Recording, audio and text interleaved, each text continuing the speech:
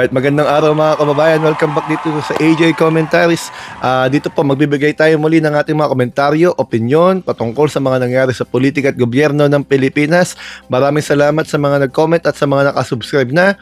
At sa mga hindi pa mga kababayan, sana po huwag niyo pong kalimutan mag-subscribe at mag-comment at mag-like na rin po mga kababayan para lumaki-laki pa po tayo at marami pa po maabot ng ating mga pagpapaliwanag. Inaaral ko pa po talaga yung proseso ng pag-YouTube. Isang buwan pa lamang po ako.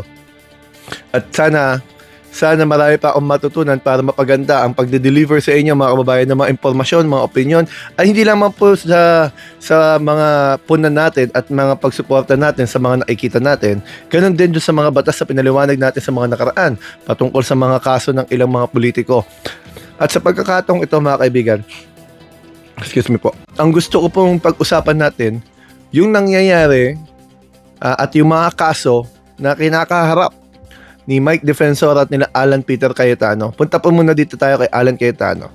So si Senator Alan Cayetano, na alam naman natin, disgraced Senate President, hindi siya tumitigil mga kababayan. Hindi nakikipagtulungan. Obvious naman na bitter. Pero ang punto natin, bakit po sinabing bitter? Kasi kung talagang siya ay para sa katotohanan, gaya ng sinasabi niya, ang sabi niya kasi, ginagawa ang lahat ng ito ng gobyerno para mapigilan ng flood control. Ang sabi niya, sila lang may gusto ng katotohanan para may monopolya sila ng katotohanan. Mga kababayan, yung naging chairman po si Ping Lacson, hindi man siya umattend ng Blue Ribbon hearing Blue Ribbon Committee hearing. Hindi rin naman sila pumirma doon sa partial report ni Lacson. Kasi may mga pangalan doon na nirerekomenda ni Senator Ping Lacson na dapat kasuhan base doon sa ebidensyang lumabas sa investigasyon. Ayaw nila noon. At sabi nga ni Erwin Tulfo, may pumunta sa kanyang 3 senador na pinipressure siya huwag pirmahan. Mga kababayan, ang punto po natin, kung talagang para sila sa katotohanan, kung yun ang lumalabas sa ebidensya, bakit di nila tulungan? Bakit ang gusto nilang mangyari yung pangalan na nasa isip nila ang lumabas? Hindi ba dapat ang isang pag-iimbestiga ay ang hustisya isang bulag, nakapikit para tinitimbang lamang ebidensya kung ano ang bigat? Regardless kung sino yun. Binibintang nila lagi dito sa administrasyong Marcos. Mga kababayan, eto si Bongbong Marcos, si Bong Revilla nakakulong, kapartido niya ni BBM. At di lamang po yun, yung sinasabi nila kay Ping Lacson na walang ginawa. Mga kababayan, dami nakakulong mga Diskaya, mga Bonoan, Aravilla, si Jinggoy Estrada, marami, at may mga recommendations pa. Pati yung mga Bulacan Boys, marami pang mga nakakulong mga kababayan. Ang tanong nga natin dyan mga kababayan, natatandaan nyo po yung 2017, 2018 kung saan nagkaroon ng press briefing si Andaya, yung dating congressman na namatay, at si Marcoleta patungkol dun sa 332 billion na anomalya sa DPWH at sa flood control din ata po yun. 2017, 2018 pa po yun. Bakit wala yung gigil nila na imbestigahan yun? Bakit din nila inimbestigahan? Di ba ang investigasyon na to, nagmula to sa zona ni Presidente Marcos, pinaimbestigahan niya to? Dahil yung hinahanap ng mga flood control project na hindi makita, nabuo ang suspension na, suspect siya na may corruption dyan. Ngayon, kung ang punto po natin mga kababayan, kung hinahanap po natin ang isang proyekto noong 2024, 2025, hindi naman po yun basta lilitaw. May construction po yun. So kung hinahanap niyo po ang completion ng 2024, baka ang construction po yun ay 2022, 2021, 2020 kasi ilang taon po bago tapusin yan. Kung ganun po, hindi po si Presidente si BBM noon.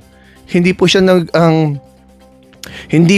ang nag-approve ng mga project na yan. At ito naman po mga kababayan si dating Presidente Duterte mismo, 2020, may video. Sinasabi niya may corruption sa DPWH. Bakit? Kung para sa katotohanan sila Alan Cayetano, bakit hindi nila yan inimbestigahan? Imbes na maipagtulungan niya yun, nagkikreate sila ng mga bagay na kapag hindi pabor sa kanila, biktima sila at laging masama ang gobyerno. Pero pag ginawa nila, tama. Halimbawa na lamang ito mga kababayan. Ngayon, ginagamit na niya yung kahit sino, pati mga patay para lang makakuha ng suporta sa mga kaalyado na Katulad yung ginawa niya kay dating Senate President Enrile. Kaya pumalag yung anak. Ganun din naman ngayon si Kiko Aquino D, na alam naman natin hindi naman supporter ng administrasyon. Para sabihin mo, una, ginamit niya muna yung laban sign. Bakit? Yung laban sign ni Ninoy Aquino, mga kababayan, ginamit yon kontra sa diktatorya.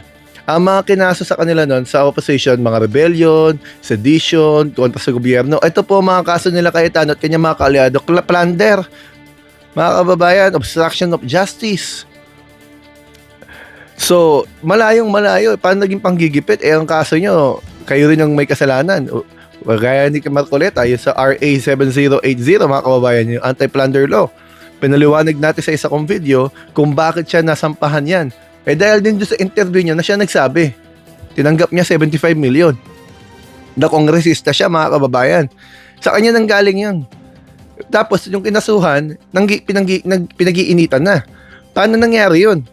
Ibig sabihin ba pagkalaban ka ng gobyerno, bawal kayo kasuhan kahit ano gawin ninyo? So, eto si Kiko Aquino T na alam naman natin na mula sa angkan ng Ninoy Aquino, siguro parang nanggagaslight to si Alan Cayetano. Sinusubukan niya kilitiin yung mga supporter o suporta dito sa mga Aquino na sinopla naman siya agad. Tingnan niyo po mga kababayan na sinampahan din po siya ng cyber libel ni Trillanes ng isang araw dahil doon sa bogus hearing nila. Kasi wala nga po silang parliamentary immunity noon dahil hindi po yun legal hearing. Unang-una, wala nga doon yung Blue Ribbon Committee, walang Senate Secretariat. Paano po naging hearing yan? Dapat po ang hearing ng Senado at ng lower house ay in aid of legislation, sabi ng ating konstitusyon, para makatulong sa ipapanukala yung batas, para makakuha kayo ng impormasyon na ano pwede nyo ilagay doon sa panukala yung batas upang maiwasan yung mga maling nagawa. Paano po magagawa yun kung hindi recorded yan? Kasi nga po, hindi yan hearing. So ngayon, nasampahan sila ng cyber libel. Ang problema, itong mga 18 Maleta Boys, mga kababayan, nagagamit, ayun po ang tingin natin, nagagamit. Kasi po, kung sakasakaling etong sila Cayetano, sila Marcoleta, puro ano po to, si Marcoleta po plunder, no bail po to. Si Mike Defensor, qualified human trafficking, pinaliwanag ko po sa isa kong video yung kaso niya. Non-bailable din po yun. Ngayon si Alan Cayetano, may obstruction of justice din yan. Pinagpapaliwanag nga ng ombudsman dahil sa pagtakas ni Bato Kung yan mga yan ay makulong, nasan ngayon ang Maleta Boys? Haharapin nito lahat ng kasong yun. Kawawa itong mga nagagamit ito. Hindi nila pwede sabihin na gamit lang sila. May pananagutan sila, mga kababayan. Nakapanira sila ng ibang tao, pabago-bago pa statements nila. Pag kumakampi sa kanila, nawawala yung maleta. Hindi na totoo. Kaya hindi titindig at namimili pa ng sino lang pwede magtanong. Bakit di kayo pumunta doon sa hearing ni Erwin Tulfo para makross-examine kayo? Kasi wala doon hindi doon si Marcoleta ang magtatanong kung saan siya nagtatanong, siya rin yung magtatama ng sagot. Ngayon po, pagdating naman kay Defensor, kay Mike Defensor, cyber libel din. Tapos may plunder pa dahil inamin ni Marcoleta sa kanyang interview, mga kababayan, tinanggap niya yung 30 million as a gift. Tapos, ngayon naman may qualified human trafficking pa. Sinampa na kanina, mga kababayan. Mabigat din po yun. Qualified human trafficking po, mga kababayan, yan po yung aggravated o mas mataas sa human trafficking case. Kapag kapag ang action mo sa pagkuha o pagtransport ng inyong mga biktima ay persahan, di ba? O kaya naman may pagbabanta, may dahas yung paraan ng pagkuha nyo, yung layunin ninyo, syempre aalamin din yan kung mayroong exploitation, di ba? May prostitution. Pasok siya sa qualified human trafficking kasi 54 ata yung kababaihan nasa GIP noong nag-grade dyan noong April 21. Yan po ay nasa Republic Act 9208, yung qualified human trafficking. Na kinakaharap niya, Nobel din po yan, mga kababayan. Mas malala yan. Pag yung mga yan ay nakulong, paano na yung Maleta Boys na ginamit o nagamit? Kasi pabago-bago sila ng statement, mga kababayan. Paano natin masasabing tama yan? Tapos, hindi naman sila nakakross-examine. Iwanan ko po sa inyo yung isipin na yan, mga kababayan. Sana po ay mapag-isipan ninyo kung anong tingin niyo yung tama. Etong mga tao nagsasabing sila ay para sa katotohanan pero tila nanggugulo, ay sumunod sa rules.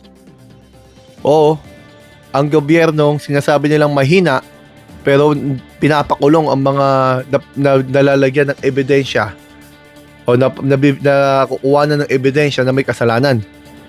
Hanggang, hindi pa naman convicted yan mga kababayan hanggang ma-convict o ma-acquit.